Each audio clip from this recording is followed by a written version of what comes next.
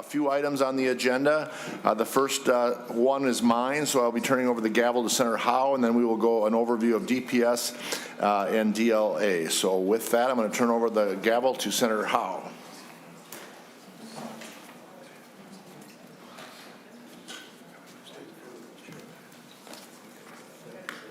I'll figure I'd move over here so you can jab me when it comes time.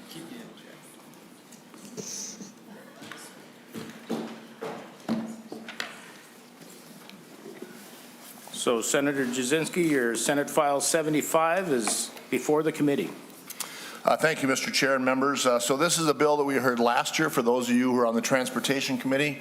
For you new members, this is a bill, actually I've been going across the state of Minnesota quite a bit and frequently from Faribault to the metro area, and what I've noticed over the years is a lot of times you get caught up in a traffic jam, and sometimes it's many, many, many miles, and you're thinking a car accident is ahead, and by the time you get delayed and get up there, it's actually just the ditches being mowed.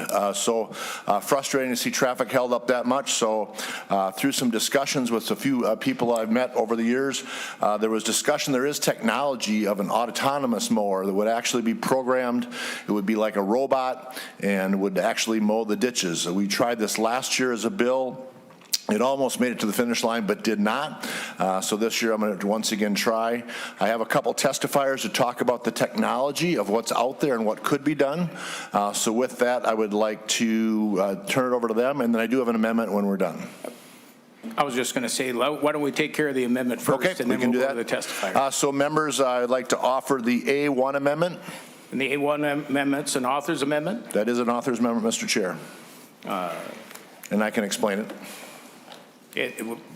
Go ahead. Fairly straightforward. Again, my original intent was to do this out of the general fund, but given what's going on with the budget this year, and that this does apply to highways as most of the maintenance is done anyways, what this would do is deletes the word general and puts it in trunk highway funds to fund this project. Any discussions, any questions regarding the amendment? Seeing none, all those in favor? Aye. Aye. All those opposed? Motion carries. The amendment's adopted. Now to your testifiers.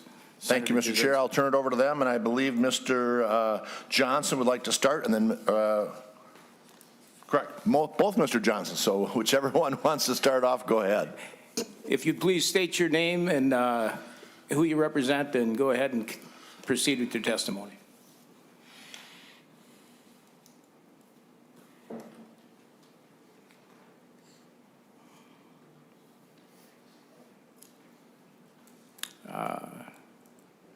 Can they hear us?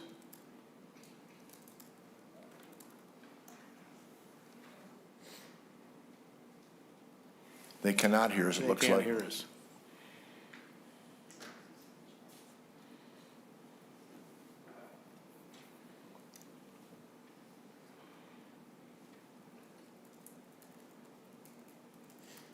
Can you hear us now?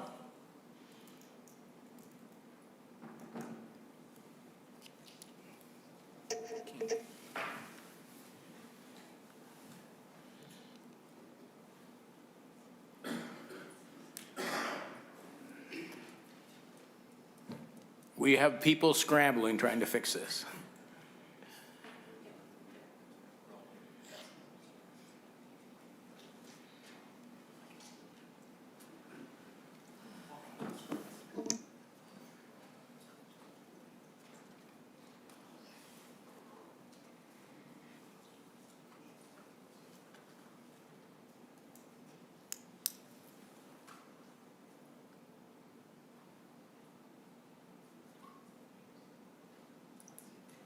Okay, we got word from Dom that we can start talking. We can't hear anybody for questions, however. I'd like to thank everyone. Welcome to Bach Crew.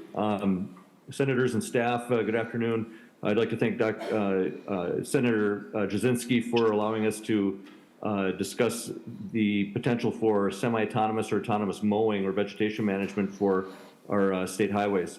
I'm Al Johnson. I'm the president of Bach Crew, and with me is Andrew Archer.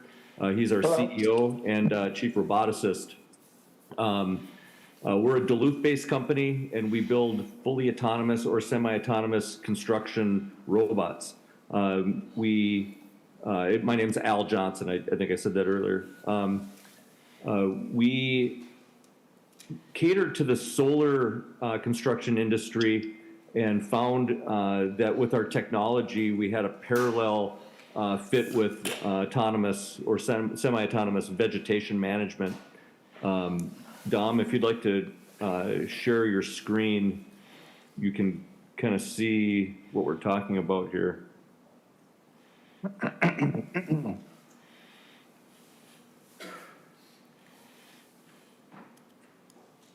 Okay, as you can see on the slide deck, we have, at Bot Crew, we have our own proprietary software that allows us to remote pilot or provide fully autonomous vehicle movement for certain tasks.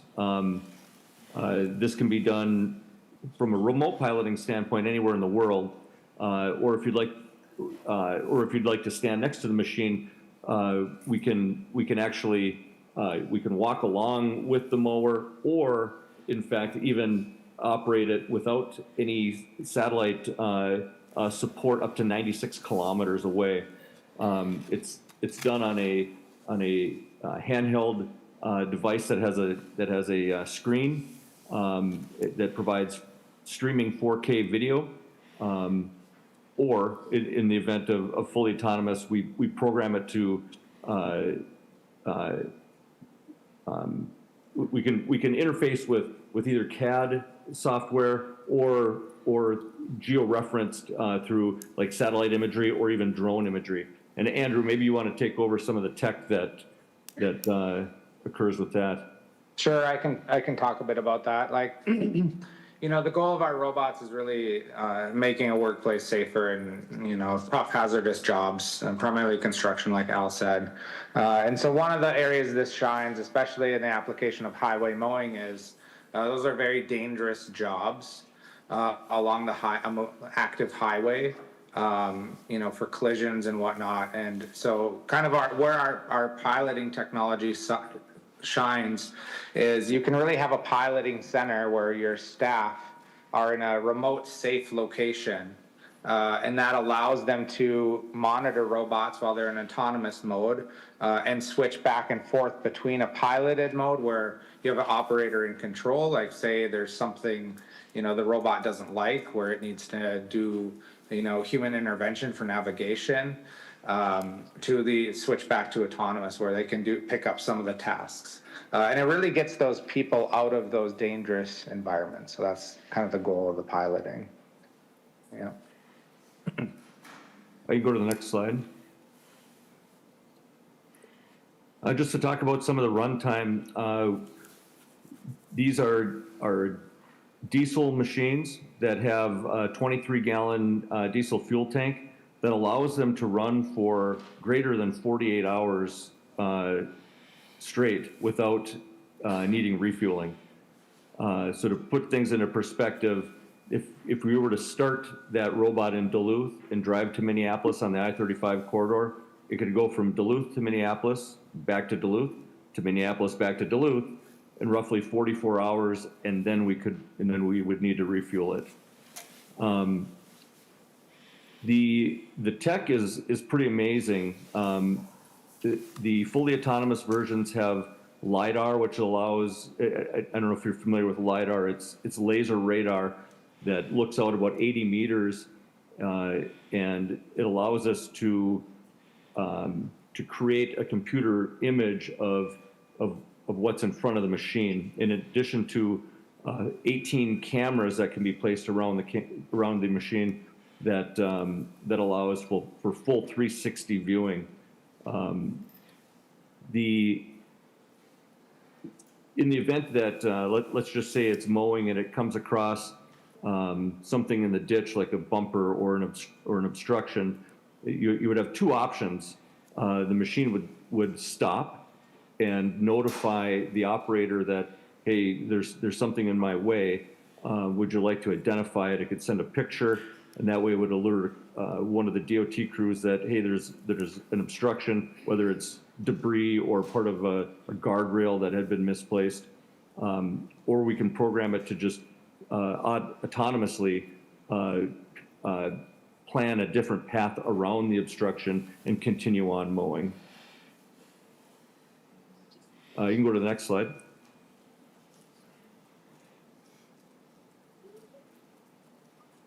Obviously, reduce time and labor, enhance safety, as the slide says here. It's tough. It's tough to give this presentation without anybody asking questions, because usually there are a lot of questions with this, but we can't hear you. So go to the next slide, please. So there's a picture of the machine. It's about 36 inches tall. Weighs roughly 2,000 pounds. It's four-wheel drive, hydrostatic clutch. One of the other attributes to this is that it collects data as it moves across the terrain, and will revalidate GIS quality survey data every inch that it travels. So as it goes down a highway, it will revalidate that GIS survey data.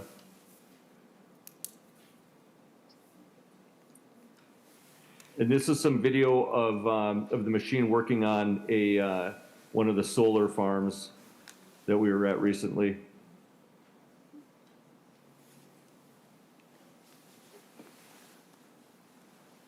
And here it's pulling high voltage DC cable and being able to navigate under some of the height restricted areas that are associated with solar farms. That's a task that used to be done by approximately 12 to 14 personnel that would haul each cable individually. And this machine is able to haul 2 cables at once, so you can imagine the time savings in the solar construction business.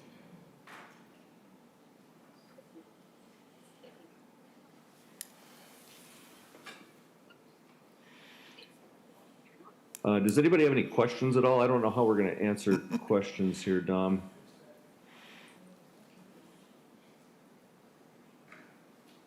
We could put those in the chat if someone's got questions.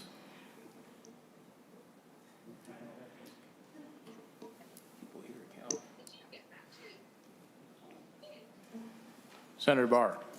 Thank you.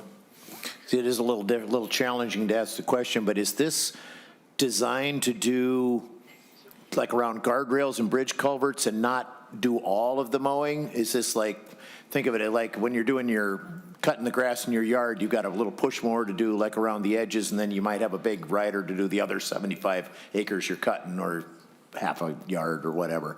So is this just, think of it like as a trim mower around all the guardrail posts and the ditches, or is this is the pilot supposed to cut all the grass do all of the mowing? Mr. Chair. I can take that one out. Oh, okay. Go ahead. Yeah, so it's designed to actually do all of the mowing. And so how we actually do that is we have different mowing attachments that attach to the machine itself that are compliant. So you would not have to worry about like what you would do as weed whacking or anything like that. So we are able, especially like because we come from the solar space, there's a lot of what they call a pile.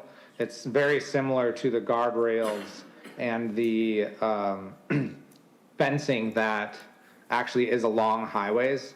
And so the machine is able to traverse those areas and mow around those tight enough where you do not need any weed whacking or any additional work. So. Additionally, we can identify areas that may have milkweed that we'd want to preserve for pollinators and avoid mowing down the milkweed. Another attachment that can be placed on the machine is a seed spreader on the back. So if we wanted to entertain like seeding native prairie grasses or maybe wildflowers that are native to the area, we could do that as well right off the machine. Any other questions from this? Once again, we can't Thank you. hear any questions. I apologize. Senator Johnson Stewart. That's okay. So I appreciate the comment about the milkweed. I wonder what the approach would be for things like watching out for Canada thistle in bloom or noxious weeds that have to have special treatment. Do you program like, how does the programming happen so that the operator not being there still means we have judicious mowing, so to speak? Senator. How do we avoid cutting the good stuff? Mr. Chair, while he's typing, I just would wonder if MnDOT's doing that already, if the operators are doing that already.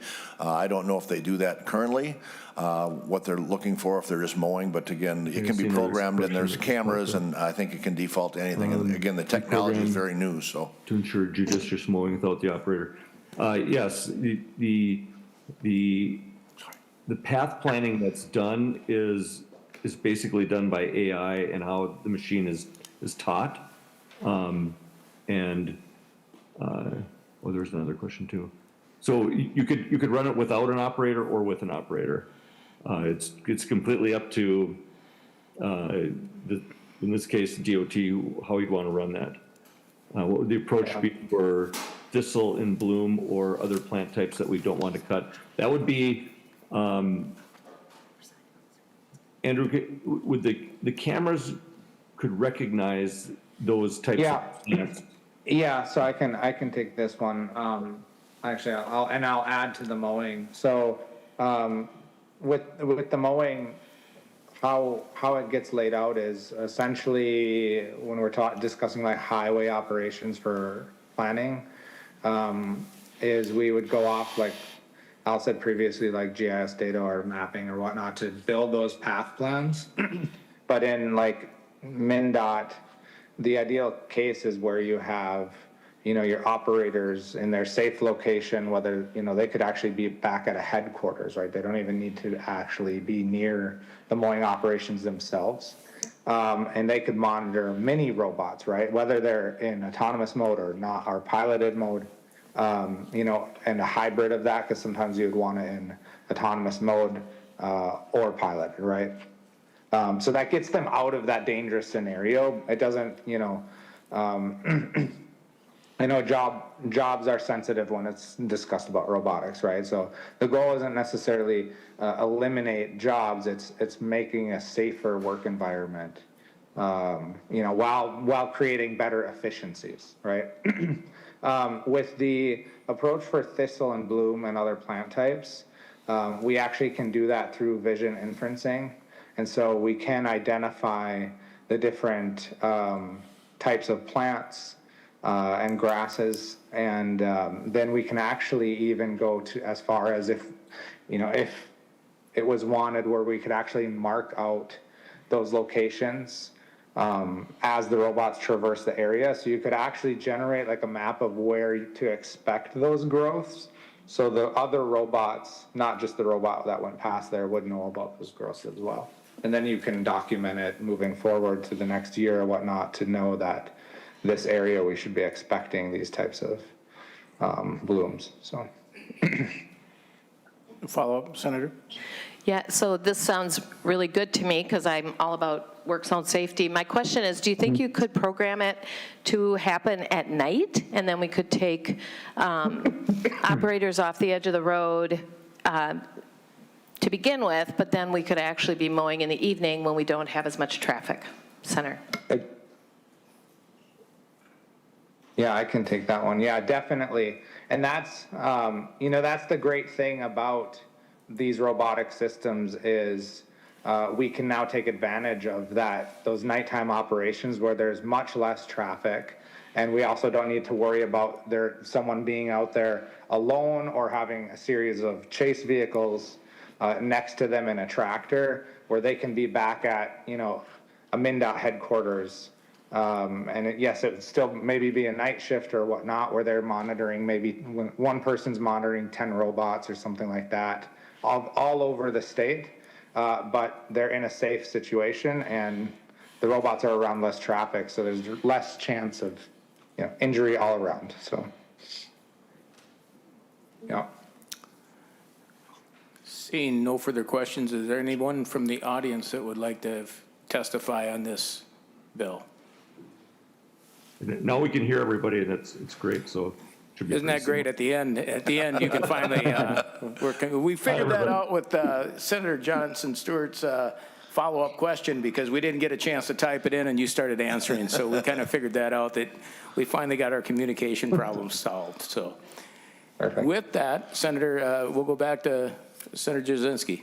Thank you, Mr. Chair and committee members. Again, thank you.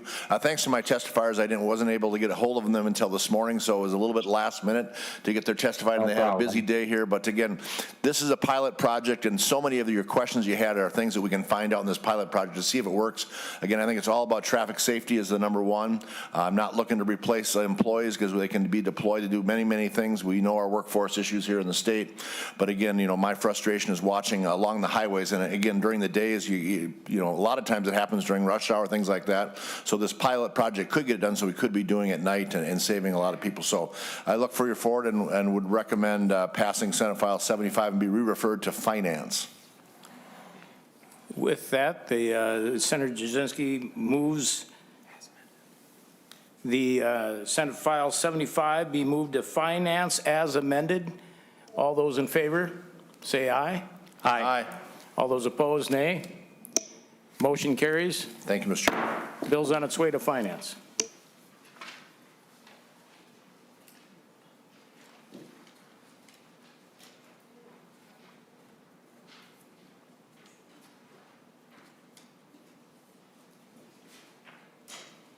Thank you. And next on our agenda is item number 3. It's the Department of Public Safety presentation on the governor's budget request. So the testifiers could please come up, and as you all know, state your name and who you're with, and begin your testimony. Welcome, everyone. Commissioner, I think I'll turn it over to you first, and you can decide where it goes after that. Thank you, sir. Good afternoon. Chair Jasinski, Chair Dibble, members of the committee. For the record, my name is Bob Jacobson, and I am the Commissioner of the Department of Public Safety. Thank you for having DPS here today to discuss Governor Walz and Lieutenant Governor Flanagan's 2025 budget for our transportation divisions. I will present the agency-wide proposal, and then I will ask each division director to come up and present their items in more detail. We will certainly all be available for questions at the end. As you know, the Department of Public Safety has divisions that fall within the jurisdiction of the Judiciary and Public Safety Committee and the Transportation Committee. Our transportation divisions include the State Patrol, Driver and Vehicle Services, Minnesota Office of Pipeline Safety, Office of State Safety Oversight, and DPS Administrative and Related Services. For the first item we'd like to talk about is our operating adjustment. The Department of Public Safety, as you know, has over 2,200 employees statewide. Our employees are committed to delivering quality care and services to all Minnesotans.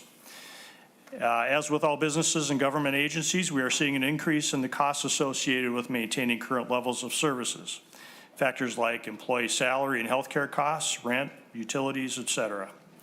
Given the budget outlook this year, the governor is recommending measured agency operating adjustments. This operating adjustment covers the State Patrol, Driver and Vehicle Services, Office of Traffic Safety, and DPS support services from various funds. There's also a request for a grant administration authority. DPS divisions oversee and administer several grant programs where state dollars are distributed to partners throughout the state as designated by the legislature. Critical part of administering those grants is having the resources for the agency to complete critical oversight functions to eliminate fraud, waste, and misuse of public funds.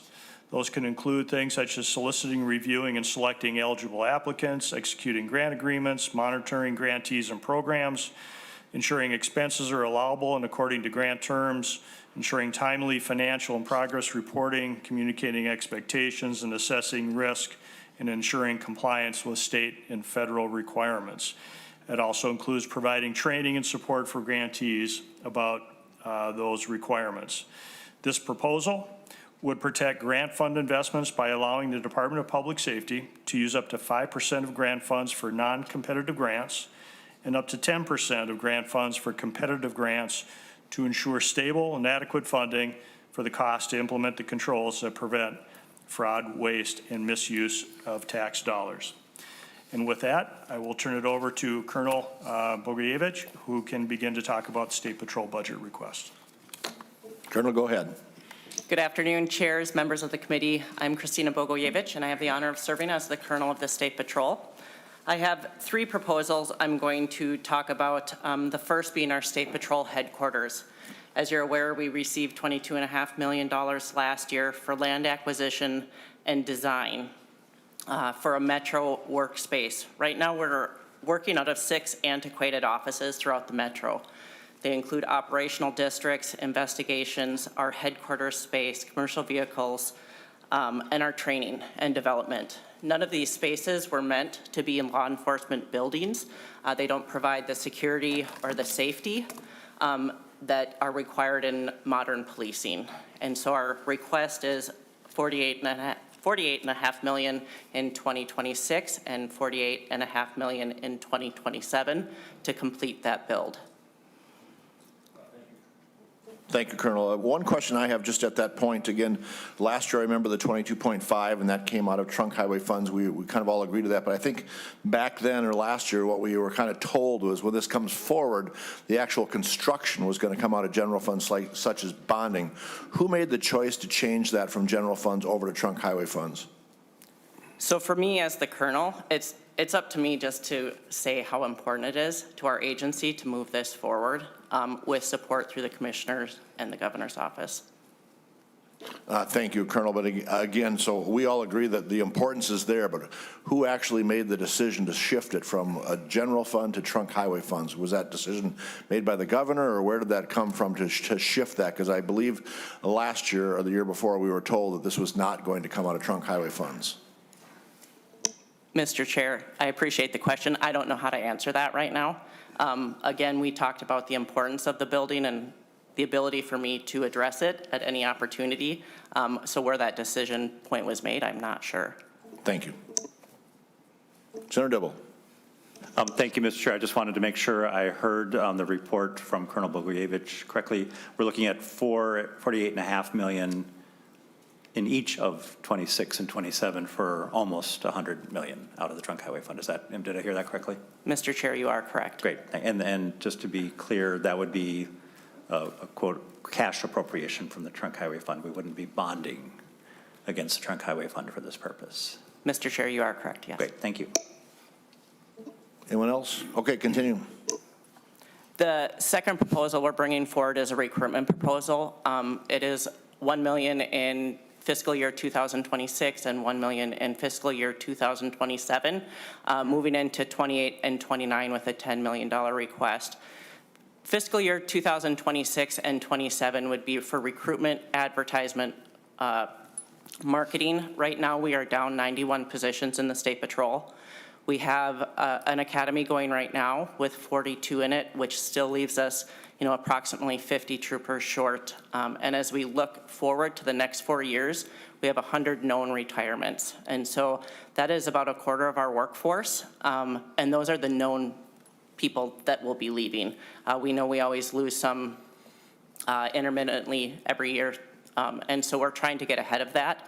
Again, the first $1 million in 2026 would be towards looking at what we can do internally. We have 1 full-time recruiter. And so we would like to add at least 1 more, along with broaden our net on recruitment. And that means going to more events, taking part in more of the conferences that are offered nationwide, but all of that costs money to attend those. And so, and again, in that we would ask for that same in 2027 to be able to offer 2 academies come 2028 and 29. Thank you. Any questions or comments at this point? Senator Farnsworth.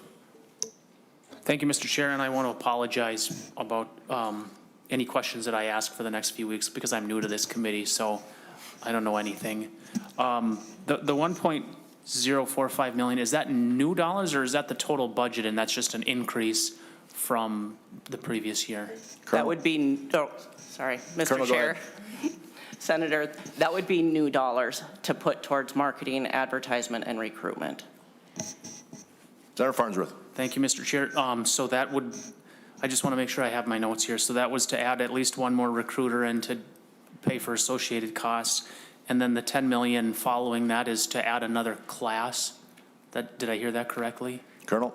Mr. Chair, Senator, yes, that is correct. We would like to run 2 academies starting in 2028. What we have found is that when we run one, that means we only get to advertise one time out of the year. And so if we don't time that perfectly with the graduation classes, things like that, we end up losing a lot of qualified candidates to other agencies that hire 1 or 2 at a time throughout the year several times. We have one opportunity to catch people. Senator Farnsworth. Okay, thank you, Mr. Chair. Just one more question. So the $1 million for this new recruiter, what would you expect? I guess I'm having a hard time justifying $1 million to hire one more person. What other activities would this person be spending? I mean, it seems like $900,000 more than it would cost to pay the person. So, and that's my last question. Colonel, go ahead. Mr. Chair, Senator, no, I appreciate the question. So the 1 million is not just for the recruiter, that is part of it.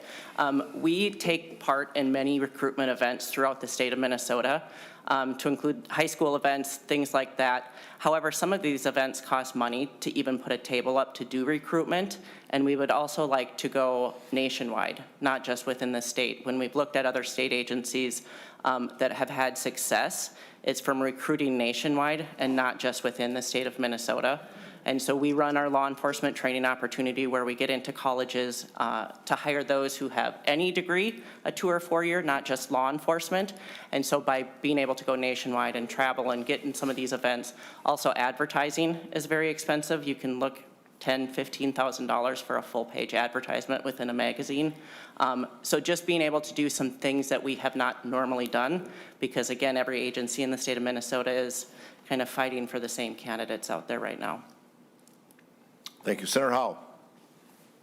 Thank you, Mr. Chair. And Colonel, refresh my memory. I should know this, but it seems to escape me. What is the cost of running an academy? Colonel. Mr. Chair, Senator, to run an academy, we figure it is about $350,000 per person that we have in that academy. And so that is completely outfitted. That is salary and then the equipment that goes with it. So when I brought up the 10 million, that would be an academy of about 40 people. Senator Howe. Is that other members? Anything further, Colonel? Mr. Chair, not on that one. I have one more proposal. Okay, go ahead. And this one does not have a budget impact for me. However, it could carry a budget impact for DBS or for the courts. And it is in the excessive speed penalty. When you look at the speed statute right now, it addresses speeds over 100 miles per hour, carrying a license revocation with it. And what our proposal is to say anything over 35 miles per hour, no matter what speed zone you're in. We last year saw, I'll say record, but 471 deaths on the highways throughout the state of Minnesota, many of those happening in greater Minnesota. And so when you talk 35 miles over the speed limit, that could be in a 55 mile an hour zone, a 30 mile an hour zone, and would still carry that same revocation penalty for the dangerous driving habits. Thank you. Questions on that?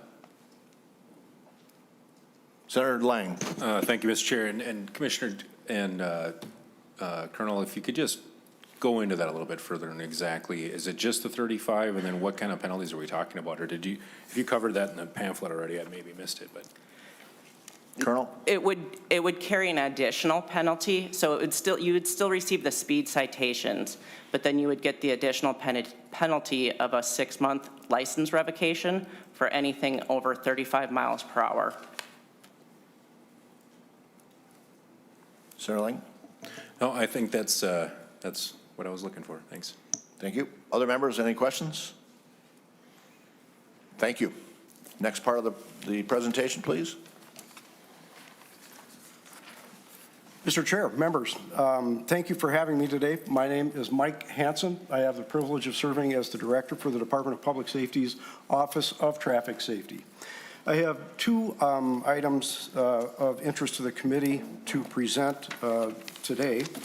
The first one deals with a request for an increase in our, I guess essentially our baseline trunk highway fund appropriation that is used for what we term as our planning and administration costs. These are the costs for us to run our office in order to administer all of the federal dollars and additional state dollars that do channel through the Office of Traffic Safety to our various partners across the state. Under the federal regulations, planning and administration is one of the few areas where the match required is actually 50%. Most of our other federal grant programs that we have to have a 20% match. And so as the cost of doing business has continued to increase over the last several years, our planning and administration match ability for those federal dollars has decreased. And so we haven't been able to keep up with the cost of doing business. And so the ask is for an additional $485,000 per year that we can use to leverage additional flexibility with what we call our federal Section 402 funding, which is our general traffic safety dollars that we have to be able to match in order to leverage them in a way that makes them as flexible as possible. So planning and administration costs, for example, salary and benefits for many of our staff and our leadership within the office. It goes to pay things like rent, to office supplies and equipment that we have to account for. In addition to that, under the bipartisan infrastructure law that was passed 2 years ago, there is a new federal requirement for public participation and engagement. It's a good program, and it asks the states and requires the states to use some of our federal traffic safety dollars to specifically conduct outreach and engagement with communities that traditionally have been underserved or underrepresented in the traffic safety world. Now, the trick with this was when NHTSA interpreted those regulations that came out through that act, they determined that these are planning and administration functions. And so this has placed an additional stressor on those planning and administration funds. And so this $485,000 in additional funding will grant us that additional flexibility to continue those public outreach and engagement activities, to expand those, as well as to take care of the other business expenses that go with running the Office of Traffic Safety. And with that, Mr. Chair, I'd be happy to answer questions. Thank you, Director Hansen. And just a question, so is that 485 each year or for the 2-year period? Mr. Chair and members, that would be ongoing. Ongoing, okay, each year, 485,000. Mr. Chair, that is correct. Okay, thank you. Questions, members? Senator Dibble. And kind of went by fast, or my mind was wandering. Was this is coming from the Trunk Highway Fund? Is that correct, Mr. Chair? Mr. Hansen? Mr. Chair and Mr. Chair, that is correct. This would be an appropriation from the Trunk Highway Fund. Great, thank you. Thank you. Anyone else? I guess before we go on, I also want to announce we did have a quorum in the beginning when we started the meeting, and we just had Senator McEwen join us online. So Senator McEwen, welcome. From Duluth, thank you. Continue. Very good, and thank you, Mr. Chair and members. The last item that I have for your consideration today is a proposal to expand the seatbelt law to include ATV UTVs that are equipped with seatbelts. And what is prompting this is the significant increase that we are seeing in the number of fatal and serious injury crashes involving ATV, UTV use on or adjacent to a public roadway. Now, currently, ATVs and UTVs cannot be operated on a state highway or a federal highway, but many communities across Minnesota, especially in greater Minnesota, have greatly loosened the regulations as far as where these UTVs can be operated. Now, as a consequence, we're also seeing a substantial increase in the crashes involving ATVs, UTVs, and the fatalities and the serious injuries that are occurring, as often as not, are the direct result of an occupant being ejected from that ATV or that UTV, and either it's rolling over them or they are sustaining other life-ending or life-threatening injuries as a result of that ejection. So what this simply is an ask to apply the seatbelt use required law to anybody who is an occupant or a driver of an ATV, UTV that is factory equipped with seatbelts when they are operated on or adjacent to a public roadway. This wouldn't apply to any of the trail systems or anything like that, or the farmlands or anything off of the road system, but simply on the road system so that we can do a better job protecting Minnesotans. A particular note is the number of kids that are being injured and killed as a result of these crashes. If we go back to 2019, we had 4 fatalities that occurred within a roadway, right-of-way, or on a roadway. Last year, so far, our numbers are showing us somewhere between 24 and 28. And so, and the big part of these are under 19, and a significant part is under age 12. And so we want to make sure that we're doing the best that we can to protect all Minnesotans, whatever they're operating, when they're operating it on or near a roadway. And with that, sir, I'd be happy to answer questions. Thank you, Director. Questions from members? Senator Pa. So I think you addressed one of my questions, which is that is it just public roads that we're talking about? So it's not going to be on farms or maybe private trails that people are on. But this would be a requirement, you're saying, for seatbelts if they're on a public road, correct? Director. Mr. Chair, Senator Fa, that is correct. This would only apply when they are operated on or adjacent or within the right-of-way of a public roadway. So whether that's a county road, a township road, a city street, as long as it's a public roadway, that's where it would be required. Not on trails, not on the back 40. Mm-hmm. Senator Pa. So although I don't own an ATV myself, my husband and I have thought about it many times, and I actually encounter quite a bit of it because we love trout fishing, so we encounter quite a bit of it out in northern and southern Minnesota. And oftentimes I don't see people wearing seatbelts when they're on an ATV. And I think because they're just out and about in the local areas, haven't really encountered people driving really fast on them either. So that's just my own experience. But I guess my biggest question is, how about enforcement? We can say, yeah, we want to require, but what's the enforcement going to be? Director Hansen. Mr. Chair and Senator Fox, good question. And enforcement, really, it takes place by any licensed law enforcement officer in the state. I think it would be common to assume that conservation officers may be the ones that would be most frequently to encounter this. But I can think of sheriff's deputies, state troopers, and city police officers who would also encounter these types of violations while they're out on their regular patrols. So that's where the enforcement would come from. Thank you. Co-Chair Dibble. Thank you, Mr. Chair. Thank you, Dr. Hansen. And just a further question on this matter. Would we just simply roll this type of vehicle, the Class 2 ATV/UTV, into the existing seatbelt laws? There wouldn't be any special section of law written, so it would be just conform to the existing seatbelt laws with the same level of sanction, et cetera? Director Hansen. Mr. Chair and Mr. Chair, that is correct, Senator Dibble. It would just simply be in addition to the existing seatbelt law. We are just including ATVs, UTVs equipped with a seatbelt when operated on or adjacent to a public roadway that occupant restraint system is used. And Director Hansen, just to confirm, so there's no intent to go to Environment Committee and put this on the trails at all as far as this requirement? Mr. Chair, no, not at this time. Okay, thank you. Senator Howe. Thank you, Mr. Chair. And I guess that brings up a question when you say it's, so what happens when it's someone that under the age, we're going to write a ticket to a 14-year-old, or how is that proposed to work? Director Hansen.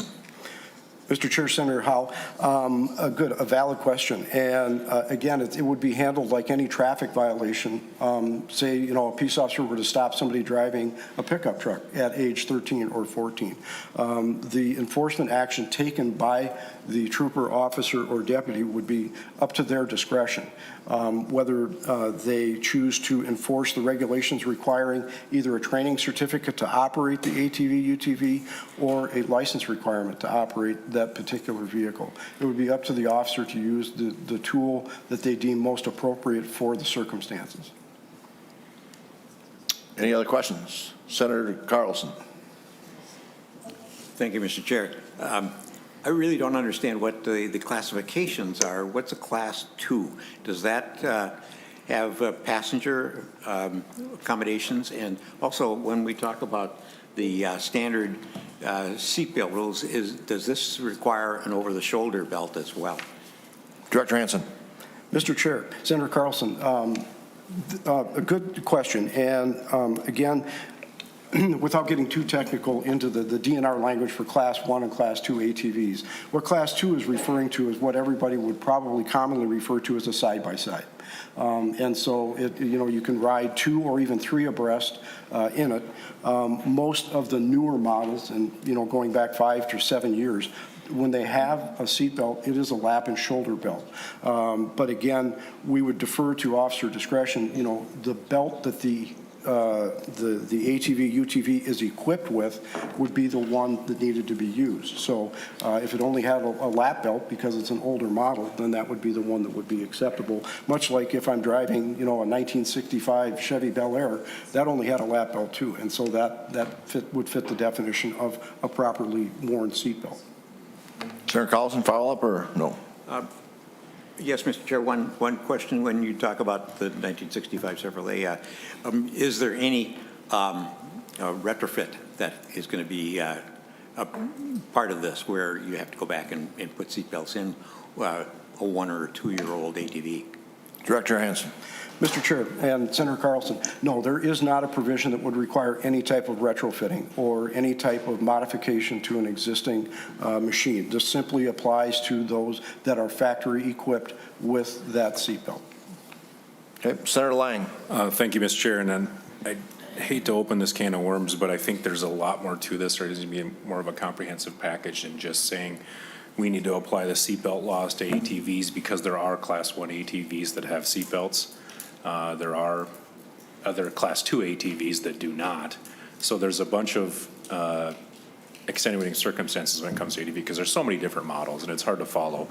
And I would say that going to the Environment Committee is probably a likely next stop for you, I would hope, just so you can have a rather robust discussion on this. And I would hope that it would also include, the one thing that ATVs that I see a lot of on the trails nowadays is car seats in the back of ATVs. So I would assume that goes along with the seatbelt rules. There are also, when you say adjacent, you say right away.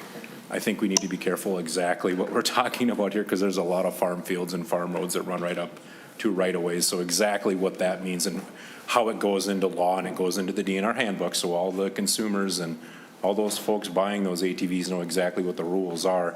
I think goes into that environment realm a lot more than we probably do here in transportation. But there's also another discussion that goes along with this as it talks about helmet usage. Most of those Class 2 ATVs have rollover protection systems. I can tell you from experience that getting a helmet ticket in an ATV that has a rollover protection system when your kids are buckled in tends to be kind of counterintuitive, but none of our cars have ROP systems. This is something that is much different than your car. So this is a big question. I think you're on the right path, and I think that as that usage increases and more municipalities across the state are more accepting and people use these like cars, that helmet and seatbelt law, however it shapes out, is going to be required to have a discussion in the Environment Committee for sure. So there's more to it. So stay tuned. Senator Barr. Thank you, Mr. Chair. Get that right, Director Hansen. Here's where my conundrum comes in on this. You're talking about 12, 14-year-olds had rollovers and killed. Are they actually, because you can't drive a car until you get your license at 16. We've had plenty of discussions about driving farm equipment or farm pickups on the public highways. So is it actually legal for a 12 or 14-year-old to drive this Class 2 ATV on a public highway? Director Hansen.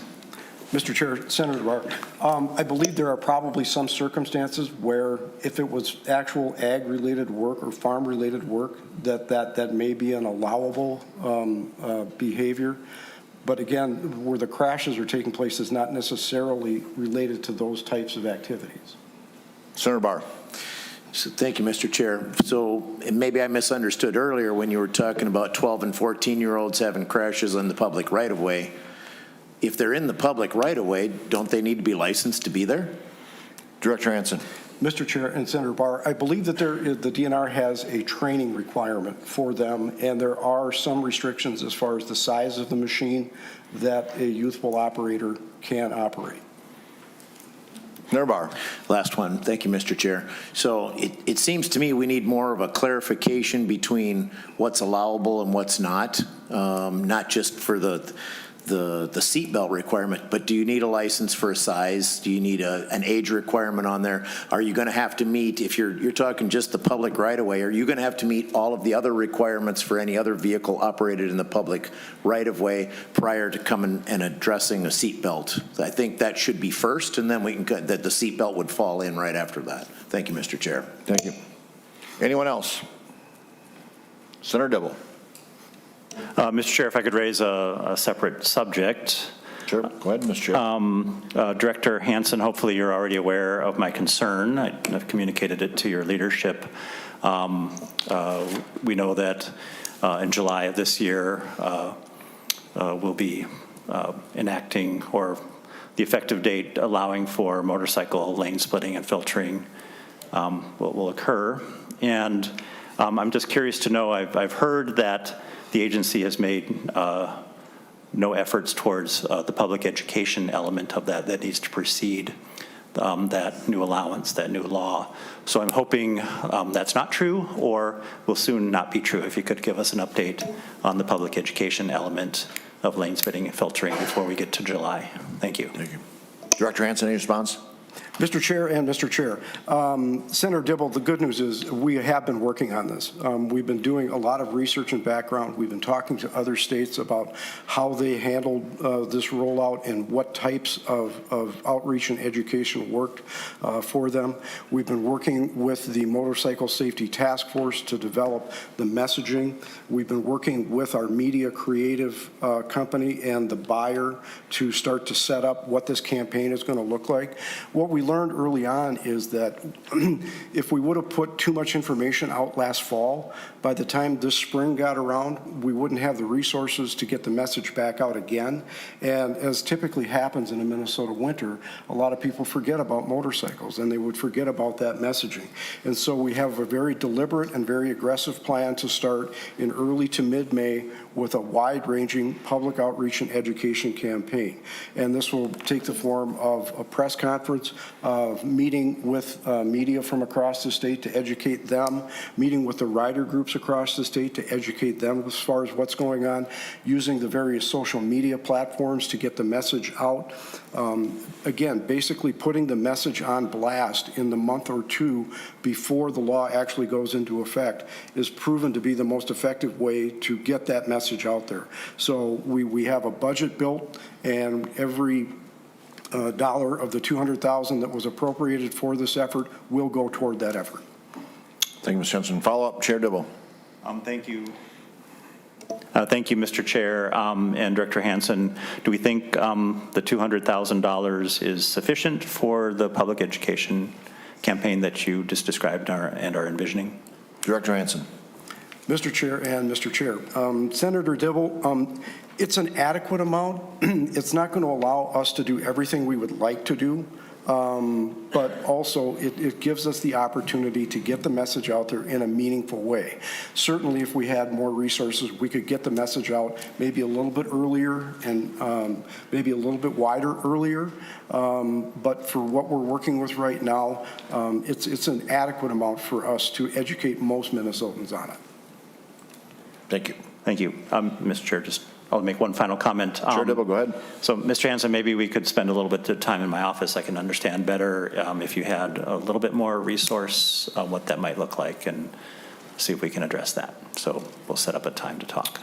Thank you. Members, any other questions on this topic?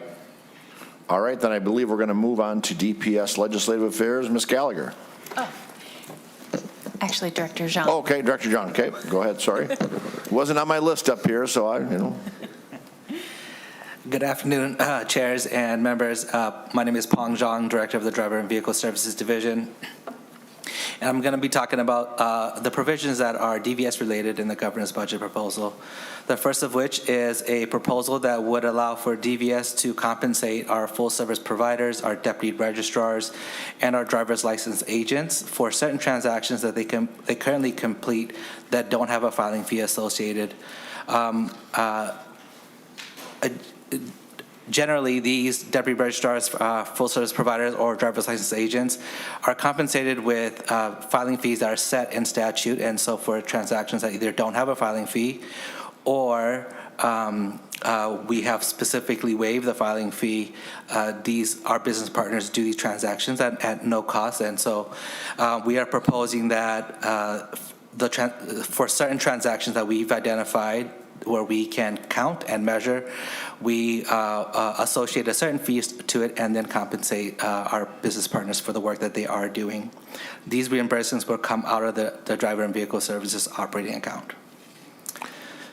Director John, to that point, I had done a bill last year, was a flat fee of $25. I understand the department didn't like that, but if it's an $8, $10, whatever the fee is, we're not going to try and prorate those. I mean, if it's a fee for $8 or $10, I'm just hoping DVS isn't going to step in and try and prorate that amount again, because again, these transactions are usually the more difficult. There's always been work put into them. So my concern is you're going to try and prorate these even more, and that's what I don't want to see. So if we can't agree on the 25, at least give the deputy registers the fee for that transaction is my concern. So can you confirm that that's what it's going to be? It's going to be the actual transaction and not a prorated fee of that transaction?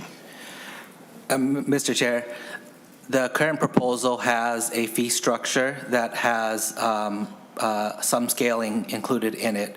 We're certainly open to discussions about how we could fit that into the current DVSOA balance.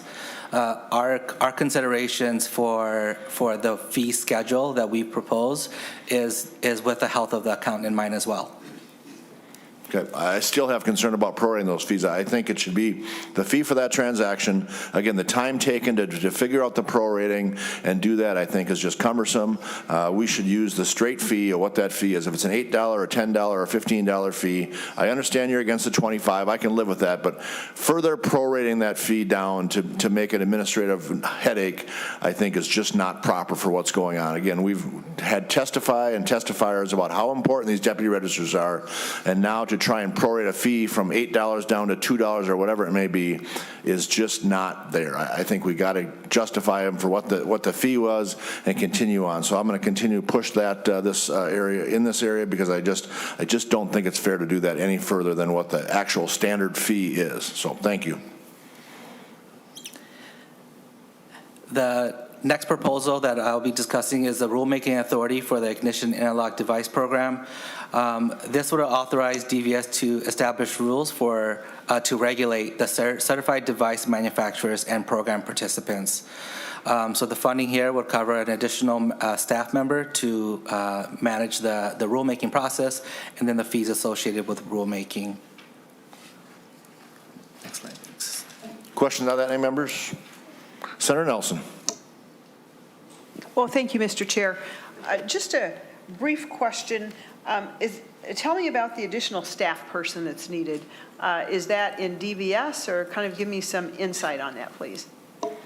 Director Young. Mr. Chair, Senator Nelson, the proposed position would actually report to our Office of General Counsel, where they could specialize and ensure that DVS is following the established rulemaking procedures. Senator Nelson. Thank you, Mr. Chair.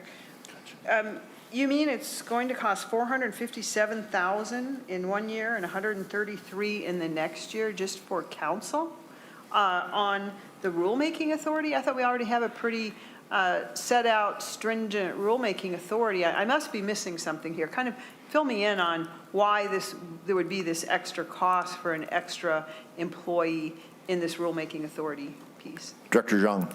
Mr. Chair, Senator Nelson, the $457,000 is broken up between $133,000 of salary for the council, and then the remaining balance of the $457,000 would be for fees associated with the rulemaking process itself. Senator Nelson. Thank you, Mr. Chair. So just to reiterate, of the 457, there's $133,000 to pay for a full-time person to take this through Rules Committee, and then the rest is for the cost of amending those rules. Is that correct? Director Zhang. Mr. Chair, Senator Nelson, that is correct. Thank you. Mr. Senator Nelson. Just a brief note. That sounds excessive. You know, I don't know how many general counsel staff members you already have in the department, but you would see that one might be able to be redeployed to this. But then I put on my hat about the public.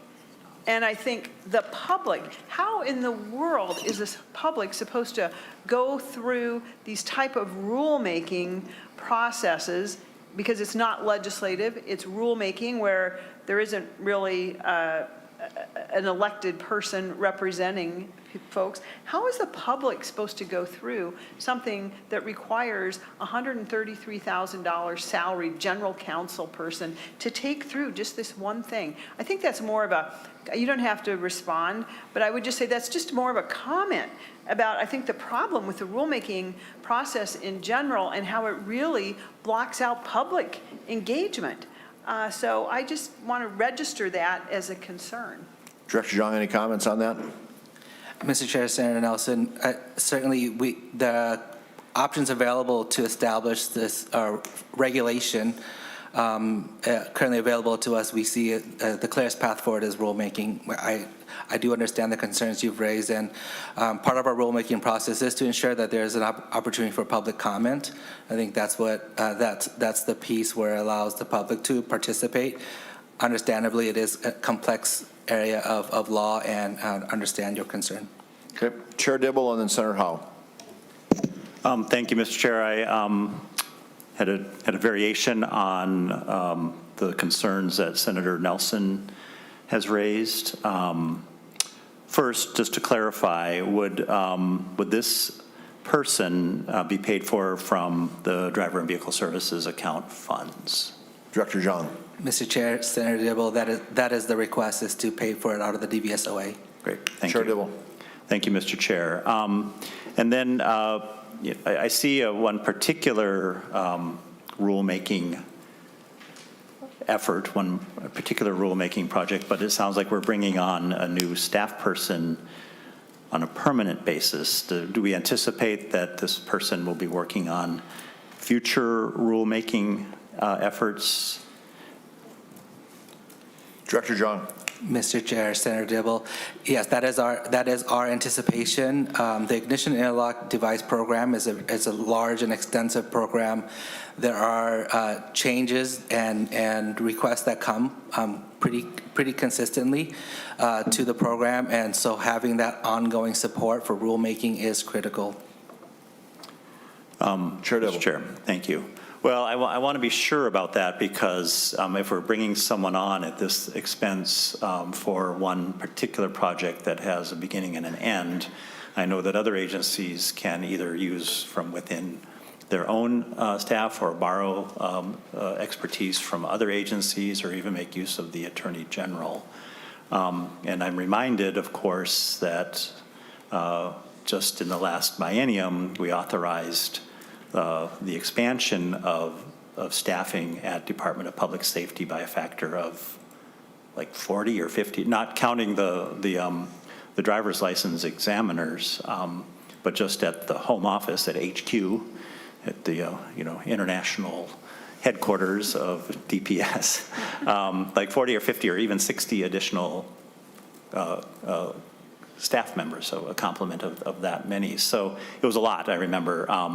And so it feels like got a lot of new people at Department of Public Safety. We're bringing on one additional to do what might be just one project. I'm wondering if there might be another approach. Director Jean, any comments? Or Mr. Chair, Senator Dibble, we're certainly open to discussing the different options for this. The need is to establish rules so that we can manage this program more appropriately. Thank you. And I'm just going to echo the other chair's concern as well. I mean, we've given a lot of staffing in the last couple of years, and to ask for more for rulemaking seems very excessive to me. So, Senator Howe. Thank you, Mr. Chair. And Chair Dibble kind of echoed what I was going to put out there, I guess. So, my concern is I'm not a big fan of rulemaking in the first place, and I didn't realize we made that many changes to the interlock device program to require additional rulemaking. So, I would like to see us, if we're looking to make if there's that much that needs to be done that you don't have staff, where I wouldn't mind just doing legislation on it if that's what we need to do, and bypass rulemaking, because I think that the public is pretty tired of rulemaking, and I don't care, it's not just in DPS, it's in every agency that we have, that it seems to silence the voices of the public. So it's not just this program. I guess I'm just stating I'm not a big fan of funding any rulemaking process. Thank you. Senator Farnsworth. Thank you, Mr. Chair, and I apologize. I'm not trying to pile on with everybody else. But Senator Nelson was able to determine that of the $457,000, $324,000 was not going to be spent on this new staff person, but you responded that it was for fees. What sorts of fees would add up to $324,000? Director Jean. Mr. Chair, Senator Farnsworth, the Office of Administrative Hearings charges fees for the rulemaking process to administer the rulemaking process. Depending on the amount of rules and the number of changes, that fee slides. Our current estimates is that this effort will be a large effort, and the current fiscal costs that are associated to that is that larger number. Senator Farnsworth. Senator Barr. Thank you, Mr. Chair. And real quick, who did you say that Administrative Hearing Department is the one charging the fees? Director Jean. Mr. Chair, Senator Barr, that is correct. The Office of Administrative Hearings. Senator Barr. Thank you, Mr. Chair. Now to my question. I'm going to go back to the interlock piece, because the Office of the Legislative Auditor just released an audit on this about recidivism. So I'm thinking you really don't need rulemaking. What you need is legislative authority to put for the repeat offenders, where we actually have this interlock device in there to stretch the time limit. This should not go through rulemaking. This definitely belongs in the legislative process. So add my voice to the pile that you're taking the wrong approach here. Not that we disagree with the interlock, but that we disagree with the approach. So thank you, Mr. Chair. Thank you. Other members? Director Jean, continue. Thank you, Mr. Chair. The next proposal here is a proposal to offer online driver's license renewals every other year. Our current credential requires a renewal every 4 years. This proposal would allow for us to renew a standard and real and certain EDL if requirements are met, if there are essentially no changes to the application or to the credential itself. And this really allows DVS to meet customers where they want to be met, to serve Minnesotans in a way that they would like to. The estimated revenue here is that our filing fees associated with an online renewal of that, which would increase the DVSOA by the projected $2 million. Members? Senator Barr. Thank you, Mr. Chair. So now you got me confused a little bit. So there's a couple of questions here. The first one is, if you're going to go from a 4-year to an 8-year renewal, is there a time age on either end? So if I'm 75, I can get an 8-year renewal to get me up to whatever the math is, 83, I guess? Director Zhang. Mr. Chair, Senator Barr, this proposal does not change the renewal cycle. We are still holding the 4-year cycle for a credential. What this will allow you to do is every other renewal cycle, which essentially means every 8 years, you could do an online renewal. You'd be eligible for an online renewal if you chose to renew in that manner. By doing this, we wouldn't take another photo. We would use that photo again. So you would have the same photo, but it would be a new credential with a new 4-year cycle after you renew. Senator Barr. Thank you, Mr. Chair. So are we going to have reduced fees then if I'm going to do everything online and you're just punching it through and sending me my new license in the mail with the same old picture and everything else? Am I getting a reduced price on this? Director Zhang. Mr. Chair, Senator Barr, there is not a proposal our proposal doesn't include any fee changes. Senator Barr. Okay. Director Zhang, I'm just going to continue in my soapbox. We're making it harder and harder for our deputy registers. I mean, we've pushed more stuff online. You're advertising online. Now we're saying you can renew online. These deputy registers are suffering more and more every single day that we're doing these things, and this is what people want. They want to be able to go down to the local deputy registers and get something, and the more we push things online that are simple, the deputy registers suffer more and more, and they're the ones that are there to complete the complex transactions that many, many Minnesotans need, and they need to be able to go down to their deputy registers to do this. And by doing this, we're putting more deputy registers out of business and making it more difficult for our local residents to be able to go into an office and get these things done. So I'm going to continue in my soapbox. I am dead against this. We cannot be doing this. I don't know what the number of closures in the last 3 years have been, and you may have that number, but we cannot be putting more and more stress on our deputy registers and our driver's license agents and our full service providers. This is going to hurt this industry, and it's going to make Minnesotans suffer from it. Senator Nelson. Oh, Mr. Chair, I agree totally, and I don't want to step on your great comments there, but there's one thing that I neglect. I want to make sure I'm understanding this correctly. So, in essence, a driver could go 8 years between the vision test in renewing their license. Is that the impact that would I want to make sure and get that, if that's clear, and then I have a follow-up. Director Zhang. Mr. Chair, Senator Nelson, we have, the short answer is no. They would still be required to represent some vision, some statement from their optometrist or to conduct some sort of vision test as part of their application. We mirrored this proposal after our Snowbird application, which is already actively in law, that allows for individuals to remotely renew one time in their life. That allows them to submit a optometrist statement in lieu of a vision test. Senator Nelson. Oh, thank you, Mr. Chair, and thank you for that clarification, because that would be very concerning on a safety level to think that there would be 8 years without that vision. And just as kind of a rhetorical question, then, how is somebody going to evaluate the authenticity and the accuracy of those verbal, or of those statements that are submitted? I mean, do you have somebody that's, I'm just curious, how are you going to make sure that I didn't have my cousin Joe down the street, administer a test, and here's my affidavit that my vision is 20/20. Director Zhang. Mr. Chair, Senator Nelson, we would evaluate it and review it the same way we currently do Snowbird applications, which is to ensure that the person is licensed to practice in Minnesota. Senator Johnson Stewart, did you have your hand up? No. Any other members? Director Zhang.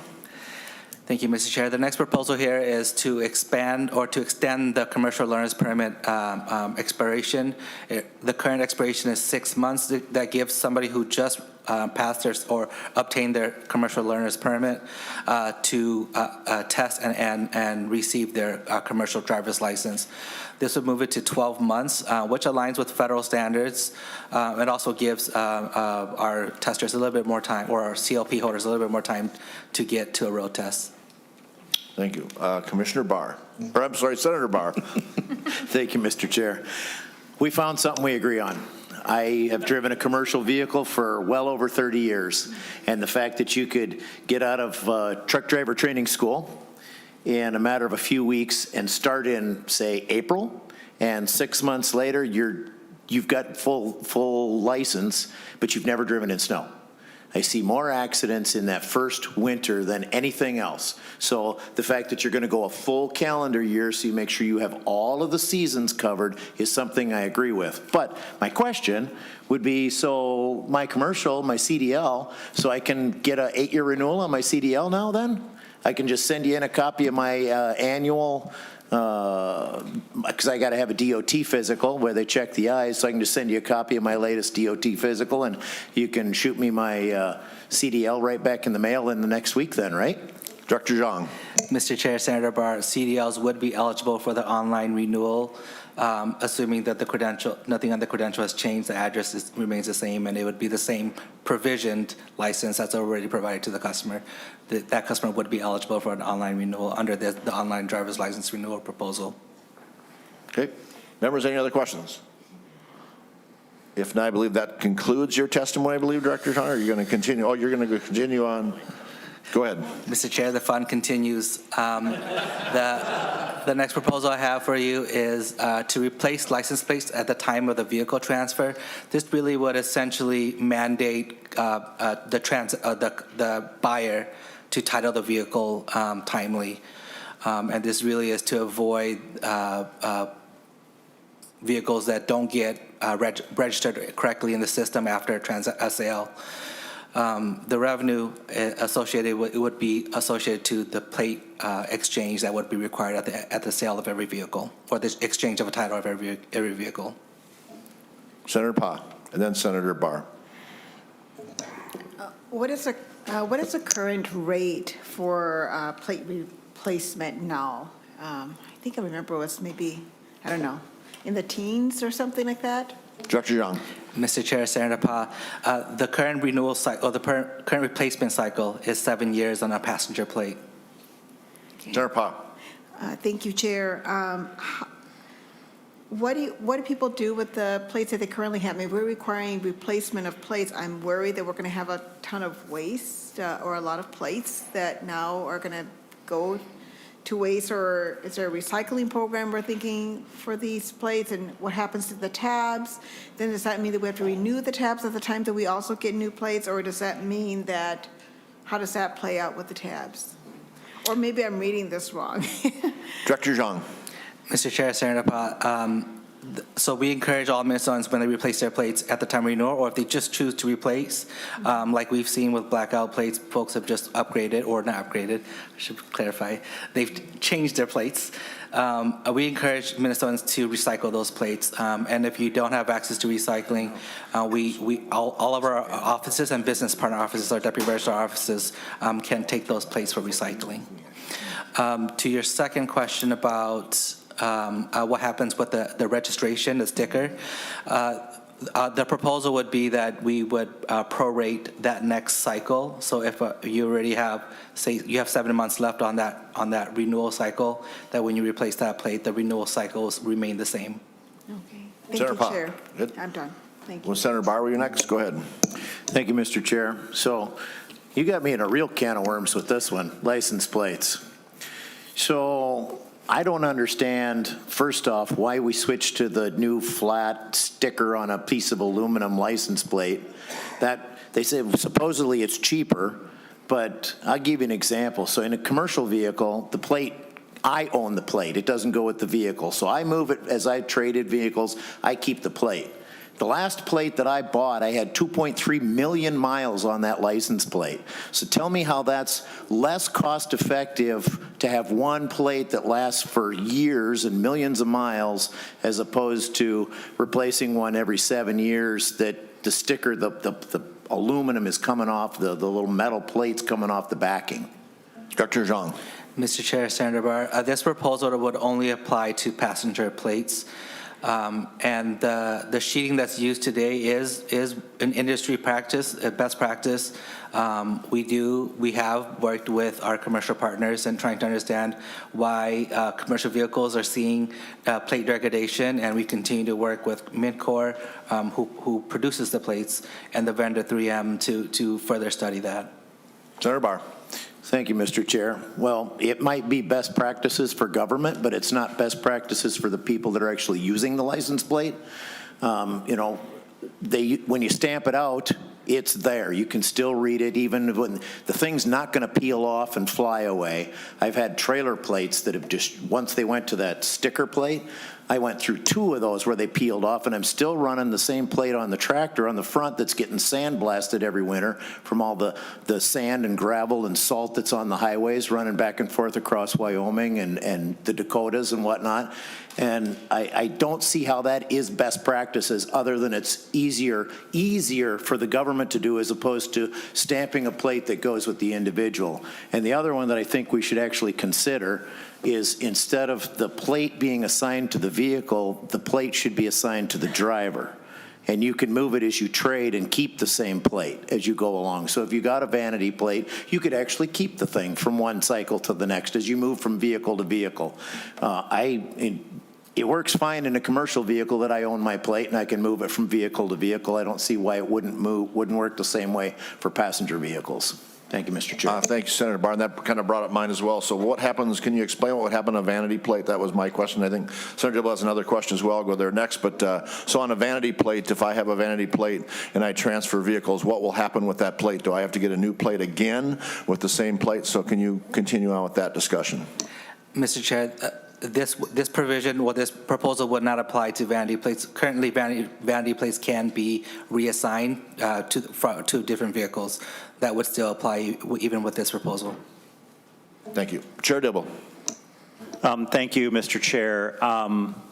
So I have a basic question, maybe dumb. Maybe Ms. Boyd can help us. But if we're purchasing these new plates, why does this show a cost? Director Zhang. Mr. Chair, Chair Dibble, the numbers up here are revenue numbers. With every plate transaction, there is a plate fee that's collected that covers the cost of producing the plate itself. Oh, the word in estimated revenue doesn't appear on our slides here on our deck. That slide must have got updated. I was thinking the same thing. All right, thank you. Senator Nelson, you're next. Well, thank you, Mr. Chair. Well, that was my question exactly. And so thank you for asking that. But then the next question I had to do with why is it that the department would gain $726,000 with this proposal in fiscal year 26 and $1.452 million every year thereafter?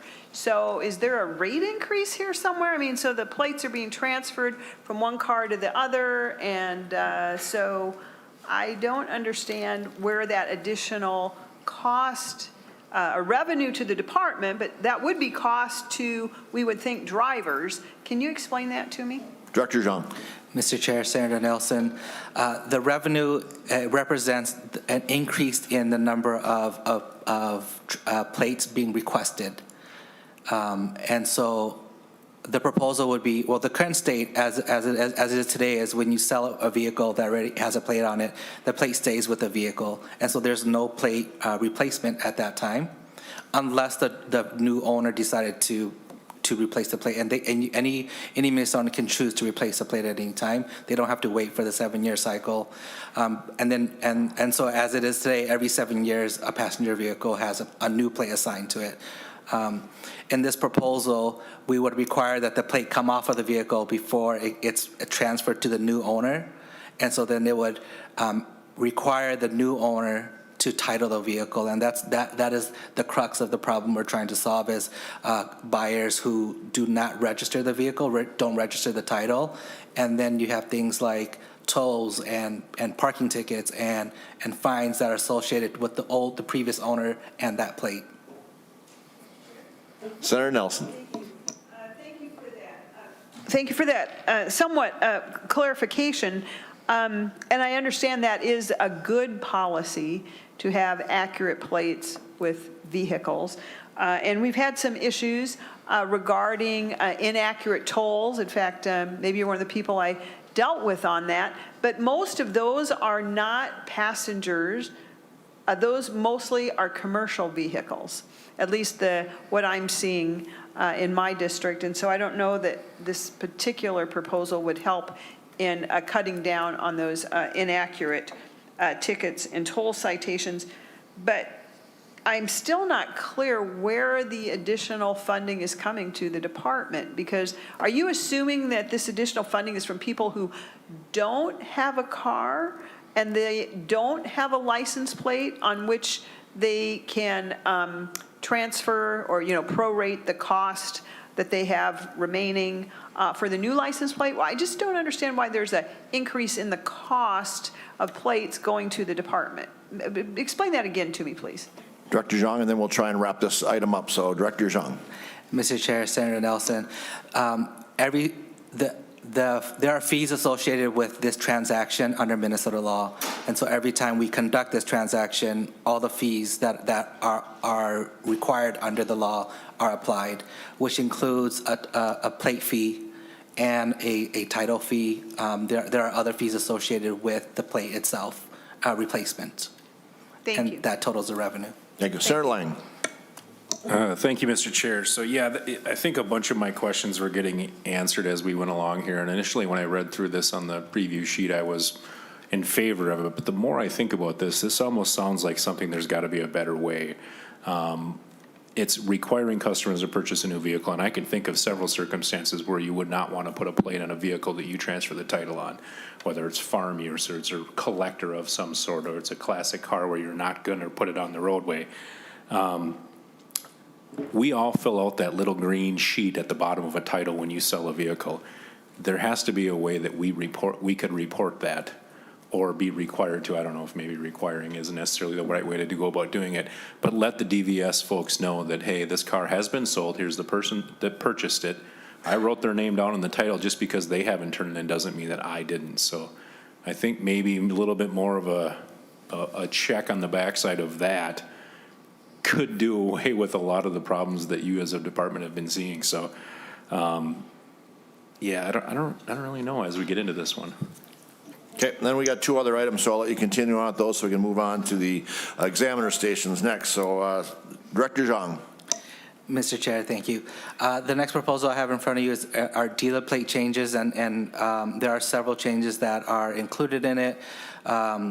One of which is to limit the number of dealer plates that a dealer can hold, and we base that off of inventory and sales. We would also propose that we would limit the use of dealer plates to only employees that receive a W-2 from the dealer, and this ensures that appropriate use of the dealer plate as intended. And maybe I'll just cover the next two proposals together because they're related. The last proposal here expands the backgrounding that we do on auto dealer applications for certification.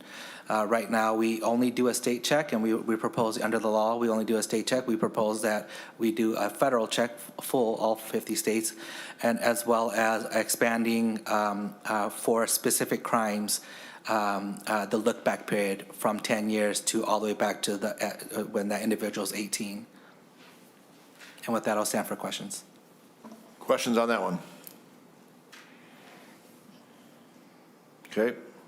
That it? So I think I had one. So is it going to cost the auto dealers more money then to have these background checks done? That's right. There's a standard fee associated with background checks. Mr. Chair, I will confirm, but there is a standard fee associated with the broader background check, and I do believe it is more, but let me confirm and get back to you. And then another follow-up question on the number of plates. So do we also do this for snowmobile manufacturer plates and dealer plates on ATVs and snowmobiles, or is this just going after the auto industry? Mr. Chair, this dealer plate proposal would apply to all dealer plates, which would include any licensed dealer in the state, including snowmobile dealers. Okay, thank you. Senator Howe. Thank you, Mr. Chair. And how do you determine, go over that again, how are you going to determine the number of dealer plates to a dealer? I mean, they do buy these dealer plates, do they not? And then why would we want to limit the number of dealer plates they have? Director Zhang. Mr. Chair, Senator Howell, the intent is to ensure that the appropriate number of plates are being leveraged. Our proposal would be that for a dealer would have a standard number of plates that they could, as a dealer, could obtain, and then for every 5 vehicles, they would be eligible for another plate. And it really, it just aligns with having a little bit better control of these dealer plates that are floating around that can be kind of applied to any vehicle on the dealership lot. Senator Howell. So, thank you, Mr. Chair, and Director Zhang, we had a little bit of a chance to talk about this, but, right now it's required that all used vehicles, the plates come off all the new ones, all the used vehicles, which is something different and something that hadn't been done before. And if in the scenario that I was looking at that we can follow up on later, but guy had an accident, hit a deer, needed his vehicle repaired. They didn't have they want to give him a loaner vehicle, and the guy needs a 1-ton truck, and that's not a normal loaner vehicle, so they put a dealer plate on a 1-ton truck, trying to help his customer out. Director Zhang. Mr. Chair, Senator Howell, I'm happy to follow up on that situation. There are limited uses for dealer plates, and while we understand the situation, under the law, there's only specific uses available for the dealer plate. Senator Howell. Thank you, Mr. Chair and Director Zhang. There's got to be a way to handle these types of situations, and I think we're restricting this too much and not giving an opportunity for a dealer to satisfy his customer, because now we've tightened this down, and there's no dealer that's going to license a $80,000 vehicle as a loaner. It's just not the norm that you're going to do. So somewhere along the line, we need to have a discussion on how to provide a path forward for these dealers to actually do the customer service that they need to do and still be within the confines of the law, because the current restrictions that we have hamstringed them to the point where they have to break the law in order to try to do the right thing. And that's what we should be looking to do, is do the right thing and help people. Thank you. Thanks, Senator Howell. Then I also want to comment, I think it was my bill last year that took those off because we were having false information on a lot of cars.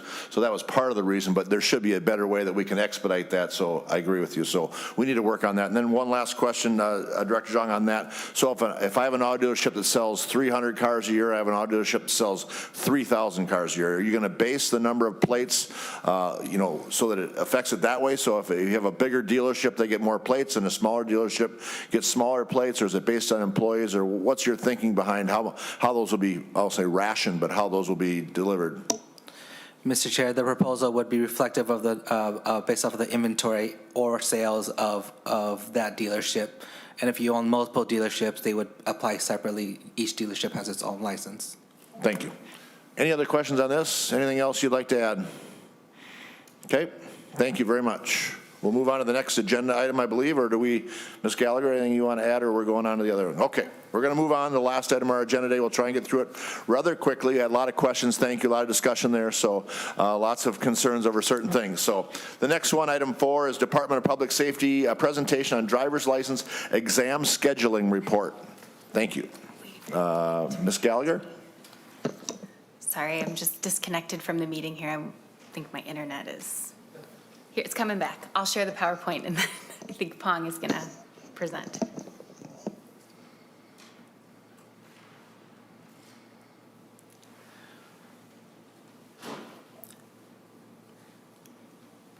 you go.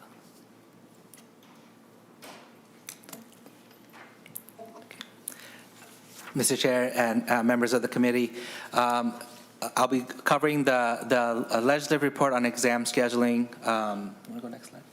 This report is required or to be delivered every March for the most recent calendar year, and every September for the most recent fiscal year. That does mean some overlap, and the report covers performance measures or metrics used to relate to scheduling availability and the passage of road tests. So for this report, we identified kind of 3 specific measures that we want to cover and evaluate our performance on. One is the ability to take an exam in your own or adjacent county, which is required under law. 2, to have access to real-time availability on the DVS website. And then lastly, and I believe, I think that the essence of the report is to obtain an exam appointment within 14 days of the appointment request.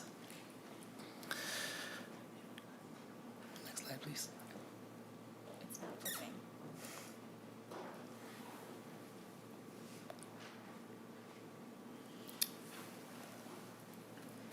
All right, it looks like the slide's not forwarding, but I'll just keep going. And so for the evaluation of being able to take exams in your own county, we found that over 77% of our applicants actually took their test outside of their home county. And as we all know, that it's this last fiscal year, fiscal year 24, and we're still working on improvements to our system to expand the number of tests available, and so customers would travel to the sites that had tests available to them. Some of this could have been preference as well. Some people it may actually be closer to move to take their tests in a different county, but the current stats show that 77% applicants took their tests outside of their home county. On the access to real-time availability on DVS, we are very happy to share that we have real-time availability on our website 24 hours a day. And this also includes any appointment available throughout the entire state. We can move that distance from their preferred location out to the broadest reach of the state and show all appointments available up to 30 days out. And then lastly, in our measure of trying to track down 14 appointments being available in 14 days, this one is a little bit trickier in our scheduling system to actually know, one, when customers want to take their tests. We know that there are permit holders in our system. What we don't know is when individuals actually want to take their tests, if they're prepared to take their tests, if they've met the other requirements to take their tests. It is not, we do have some population of permits that just end up expiring because the individual decides that they're not going to go for their passenger license. We are working with our provider FAST and our system MinDrive to identify more data points so that we can track when folks are logging into the system and when what appointments are available to them. Because the system works in real time, those are data elements that aren't currently logged and will be logged in the future, hopefully expanding on the results of this report and further providing data points for analysis in the future. And so we know that anecdotally we didn't meet the 14-day goal throughout the entire time period of FY24 and at every region in FY24. Some of the stats that I think lead into that are what you're seeing on this slide. There were over 41,000 appointments that either canceled within the last 24 hours or just didn't show up. Those appointments get held up to that very end, and then we aren't able to schedule another person into that because of the limited time to get someone in. So we strongly encourage Minnesotans to cancel the appointment early. We know that life happens, things happen, and they may not be able to make the appointment. We encourage all if you know, as soon as you know, to go and cancel that so somebody else can take that appointment. We also show in FY24 that there are roughly 12,000 appointments that were just just weren't reserved. Those appointments do show up in greater Minnesota, where we have a little bit more availability. And some of the really common questions are, well, why don't we move those appointments into the metro, where we are seeing a demand that we're not able to meet. And a lot of our greater Minnesota offices are staffed with a minimum number of employees to run an office. And so we're going to offer every appointment that's available from those individuals. But we wouldn't be able to move individuals from just certain offices, because then that office wouldn't be viable anymore. You just can't run a shop with less than 3 employees. And so what we're working on is trying to increase the appointments in the metro. We're doing trying to do some really creative things. One of the things that we've been doing for a long time is offering Class D appointments on the weekend to meet Minnesotans where they're at. That requires our staff to be on 7 days a week, and we continue to provide those in the metro. One of the things that we're trying, that I think we're really excited to see the results of, is we're piloting an all Class D site in Plymouth, and moving CDL to Arden and Egan, or to have Arden and Egan kind of take on the CDL tests that were happening in Plymouth. We're really excited to see some economies of scale if we can focus only on Class D at that site, if we could churn even more appointments out of there. And so we're trying to do creative things with our appointment scheduling, with our appointment process, hopefully to improve the results in future reports. And then lastly, in FY24, we average 112 examiners throughout the year. We're very thankful for the funding to hire additional staff. That funding became available in July of 24. We've been actively filling, and as of today, we have the last 3 of the 30 positions in flight to start. They'll be starting, those last 3 positions will start in February. Now, there still is an extensive training period that these examiners need to go through before they can start providing road tests independently. But we're really excited to get those staff going, and we're doing everything we can to get them out there testing as soon as possible. And with that, I'll stand for any questions. Thank you. Just again, I'll continue my soapbox. Sorry, my concern with this, and I've voiced it to you in the department. Again, they're having a lot of difficulty. We've given, as you said, 30 new examiners to do this, and we're obviously still not performing the way we should. And I know it's a shortage in the metro area. And again, my frustration, for example, in my district, Faribault gets overwhelmed. And I've heard stories of having to get on at midnight to try and get on the website to get that. I've asked if we could somehow give the locals preference, and now I see 77% have to travel to another county, which is just not right. And somehow, and again, I think we have a bill that you'll see, and we've been discussing about somehow opening up the applications for the locals first, so that they can at least have a chance of getting in to do that. I know I don't know how many other members are on here who have gotten a call from a concerned parent about their son or daughter can't get into the system and can't get a schedule, and they're obviously at 15, they're emotional, and they want to get their driver's license, and they can't get on. And again, we've been talking about this, I think, for 3 or 4 years with this issue, and I haven't seen any improvement from my end at all. And limiting it to 30 days, I think, is making it more and more difficult. Again, these people have to get up at midnight and try and log onto a website just to get a crack at a driver's license. It's just not right. And we need to perform better here in Minnesota so our constituents can get driver's license in a timely manner. So that's all I'll say. But I'm just frustrated that we've been dealing with this for 4 years. I know we have a workforce issue, things going on like that, but we got to be able to do better than this somehow. So, any comments? Mr. Chair, the data that I just covered was FY24, and I wanted to focus on FY24 for the report. One thing I'm really happy to share, though, is as of 1:28 p.m. today, we have 7,000 appointments available in their system, just waiting to be picked up, and they're available in every region. They might not be available at every site. We have 93 exam stations, but we have the state broken up into 10 regions, and there are appointments available in every region, including the metro. So we are working really hard to figure out how to get more appointments out there. We've been offering overtime to staff, to anyone who be willing to take it. The bottom line is, there's staff burnout too, and we just need to be cognizant of how much time we have folks out on the road. But we are actively working to improve those stats, and I think that these future reports will indicate that there is progress being made. Okay, thank you. Chair Dibble. Thank you, Mr. Chair. I'll just first make a comment. I'm sympathetic to the point you make about Faribault, because I get the calls from my constituents who have to drive to Faribault or Wilmore or other places, and they're not happy to go down and bump your people out of the queue. So I think we kind of share the concern from a slightly different perspective. But I look forward to the improving stats. I have faith it's going to happen. We're not going to get those calls from the parents who are freaked out because their kids are on their way to college and they need to get their driver's license before they go, and they can't. And so they're driving all over. You see the map here, all over the state to try to find a spot. My question is kind of a specific and technical one, and maybe you explained it and I didn't quite catch it. And that's on the last slide, on the no-shows and short notice cancellations, the 42,000 or so that didn't show or canceled within 24 hours, representing 22%. That's a lot.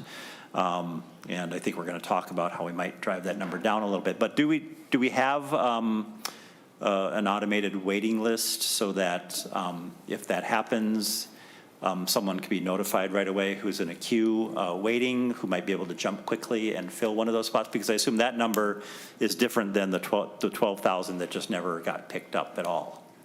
Director Zhang.